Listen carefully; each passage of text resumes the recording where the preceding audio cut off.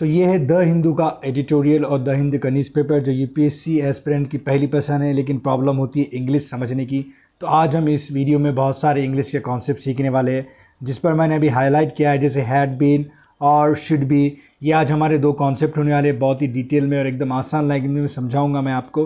तो इसमें आज क्या सीखने वाले हैं आप? कॉन्सेप्ट की क्लैरिटी सीखेंगे, प्रैक्टिस क्वेश्चन होंगे जो यूपीएससी लेवल के होंगे, जिसका इस्तेमाल आप मेंस या इंटरव्यू में कर सकते हैं, डेली लाइफ में कर सकते हैं।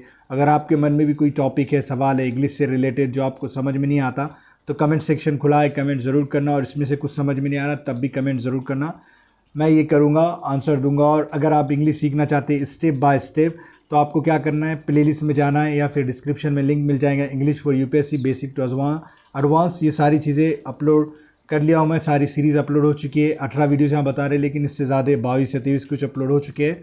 तो आप इसे आसानी से आराम से देखना, आप समझ में आ जाएगा आपको। आज हम देखेंगे हैड बीन और वर्ब 3 का यूसेज क्या होता है। तो ये पास्ट परफेक्ट का पैसिव वॉइस होता है, बताता है कि पास्ट में कुछ कंप्लीट हो चुका है, कोई चीज़ हो चुकी है किसी के ज़रिए, पास्ट में होके कंप्लीट हो चुका है वो वाली। और फोकस होता है हमारा एक्शन पर, डूअर पर नहीं होता। ये तो मैंने पैसिव में आपको वैसे ही बताया। इसकी क्या मतलब है, एग्जाम्पल से आपको यूँ ही समझ में आएगा। खाली एग्जाम्पल याद क्या रखना है आपको, फॉर्मूला याद रखना है। जैसे सब्जेक्ट, फिर हैड बीन रहेगा, फिर रहेगा पास्ट पार्टिसिपल, राइट। और कंस्ट्रक्शन में कंप्लीटेड एक्शन, वही चीज़ें जो ऊपर मैंने बताया है। तो याद क्या रखना है, कोई भी सब्जेक्ट की बात हो रही है, मतलब यहाँ पे सब्जेक्ट को ज़्यादा दूर जो एक्शन हो रही है उस पर ज़्यादा फोकस किया जाता है, कि जो कर रहा है उस पर फोकस नहीं दिया जाता। एग्जाम्पल से आप बेहतर समझ जाओगे, टेंशन नहीं लेना है।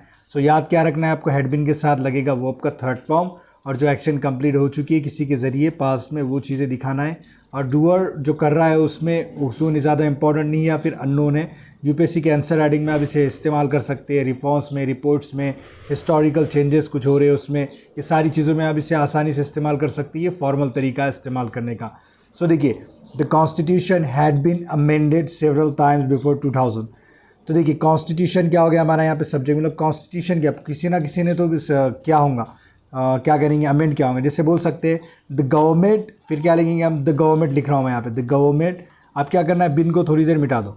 The government had amended several time, the government had amended the constitution several times. तो ये हमारा हो गया एक्टिव सेंटेंस, मतलब गवर्नमेंट ने क्या किया, अमेंड कर चुकी थी, कर चुका है, मतलब कर चुका था, गवर्नमेंट कर चुकी थी या कर चुका था, जैसे आप फीमेल समझो या मेल समझो। The government had amended constitution several times, ये हो गया हमारा एक्टिव। अब इसी को हमें बनाना है पैसिव, तो हम कैसा करेंगे, कॉन्स्टिट्यूशन को अमेंड किया गया है ना, तो ये हमारा सब्जेक्ट बन जाएगा जो ऑब्जेक्ट में था। The constitution had been amended, ये वर्ब का थर्ड फॉर्म हो गया हमारा, सेवरल टाइम्स बिफोर 2000। आप लिख सकते हैं बाय द गवर्नमेंट, ये एजेंट है, इसके बाद जो आएगा या नहीं आएगा आपकी मर्जी, बोल भी सकते नहीं भी बोल सकते हैं। फिर committee had been form to investigate the issue, आप इस तरीके से बोल सकते हैं। आप थोड़ी देर क्या करना है, कमेटी को थोड़ा छोड़ दीजिए, क्या करना है, द गवर्नमेंट या फिर कोई भी department, the department had form to investigate the issue, या police had form a committee to investigate the issue. आप जो चाहे लगा सकते हैं। तो इसी का पैसे हो जाएगा अ कमेटी, ये सब्जेक्ट में आ जाएगा जो हमारा ऑब्जेक्ट का पार्ट था। ऑब्जेक्ट यानी जिस पर काम हो रहा था, यानी कमेटी बनने का काम हो रहा था, तो अब कमेटी को सब्जेक्ट में ला लेना है। अ कमेटी हैड बीन, ये वो आपका थर्ड फॉर्म, हैड बीन जैसा का वैसा रहेगा पैसे में, इसे बदलना नहीं है। A committee had been form to investigate the issue, right. So committee बनाई जा चुकी थी इन्वेस्टिगेट करने के लिए इशू को। अब इसी के नो बनाना है, नॉट नेगेटिव बनाना है, तो सिर्फ हैड के बाद नॉट लगा देना है। His transfer had been approve before the new policy was implemented, तो उसका ट्रांसफ़र क्या है, अप्रूव हो चुका था, किया जा चुका था, मंजूर किया जा चुका था न्यू पॉलिसी इम्प्लीमेंट होने से पहले। All records had been submitted before the deadline, so all records क्या है, सबमिटेड, जमा किए जा चुके थे डेडलाइन से पहले। फिर इसके बाद देखिए, the draft bill had been review by expert, so क्या ड्राफ्ट बिल क्या है, रिव्यू हो चुका था, नज़रिया उसका जायज़ा लिया जा चुका था, किसके ज़रिए, एक्सपर्ट के ज़रिए। तो ये था, अगर कुछ समझ में नहीं आया तो कमेंट करना है, वैसे इसका मैंने लेक्चर बना दिया हूँ तो आप देख सकते हैं। वीडियो पसंद आया तो लाइक करना है, कोई समझ में नहीं आया तो कमेंट कर सकते हैं, मेंबरशिप ज्वाइन कर सकते हैं, सुपर थैंक्स भेज सकते हैं। बहुत तूफ़ानी वाली फीलिंग आ रही होगी आपको, बहुत सीखने मिल रहा हो तो। आप देखते हैं हम शुड बी के साथ वर्ब का थर्ड फॉर्म, ये भी पैसिव वॉइस ही है हमारा वैसा। तो देखिए यार, अब इसमें मैं कन्वर्ट करने का तरीका आपको आज बता ही देता हूँ। सब्जेक्ट रहेगा, शुड बी रहेगा, फिर पास्ट पार्टिसिपल यानी वर्ब का थर्ड फॉर्म, जैसे गॉन, सेंट, ये आपको पता होना चाहिए। नहीं पता है तो गूगल पे जाना है, वर्ब 3 लिस्ट बोलकर डाल देना, आपको सारी चीज़ें मिल जाएगी। ये किस लिए इस्तेमाल होता है, वैसे हमने पढ़ा भी था मॉडल के सीरीज़ में, इसी सीरीज़ में बेसिक टू एडवांस में, वो आपको मिल जाएगा। इसलिए मैं बोल रहा हूँ पहले से देखना, आपको ये सारी चीज़ें यूँ ही समझ में आ जाएंगी जो भी मैं बातें बोल रहा हूँ। तो एडवाइस देने के लिए, मशवरा सलाह देने के लिए, फ़र्ज़ निभाने के लिए, रिकमेंड करने के लिए, सलाह मशवरा किसी से उम्मीद जताने के लिए आप शुड का इस्तेमाल करते हो। तो वैसे ही क्या जाना चाहिए या होना चाहिए वो वाली चीज़ होती है इसमें वर्ब शुड बी के साथ।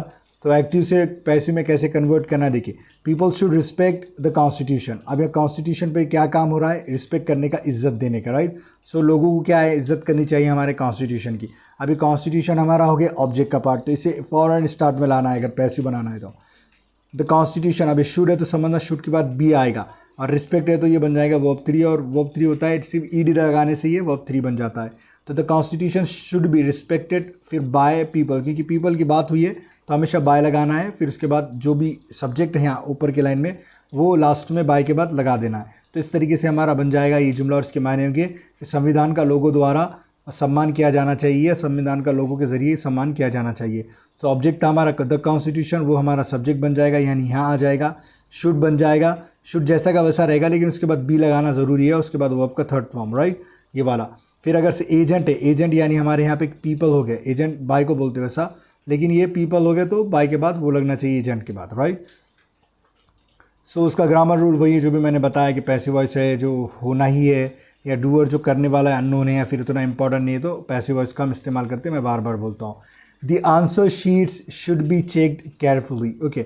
सो हमें किसी की बात हो रही है तो हम यू का इस्तेमाल कर सकते हैं, you should check answer the answer carefully, you should check answer the answer carefully, you should check the answer carefully, हो गया। तो अब यू को थोड़ी देर क्या करना है, हमें यहाँ पे ला लेना पड़ेगा आपको।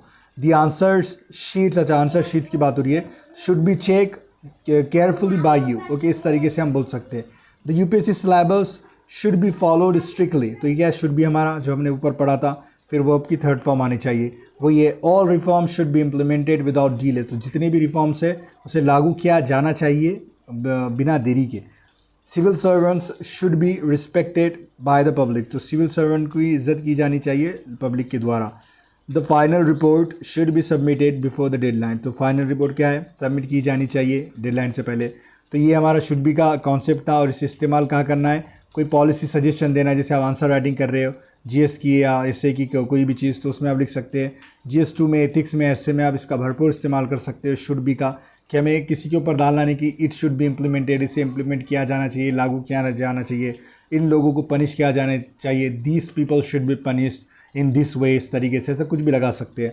फ्रेमिंग रिफॉर्म्स, एक्सपेक्टेशन, कोई रिफॉर्म की बात कर सकते हैं, this should be reform, this body should be reformed, की जानी चाहिए, तो उस सेंस में आप इसका इस्तेमाल कर सकते हैं। और अगर कुछ समझ में नहीं आया तो कमेंट ज़रूर करना है, और कोई टॉपिक पे वीडियो चाहते हैं तो भी कमेंट करना है। आप देखते हैं प्रैक्टिस क्वेश्चन की भी बारी है, उससे पहले लाइक करना, अगर अभी तक नहीं किए तो कमेंट करना, डाउट कोई है तो मेंबरशिप करना है PDF वगैरह के लिए, अगर आप करोगे तो मैं ये चीज़ें शुरू कर दूंगा।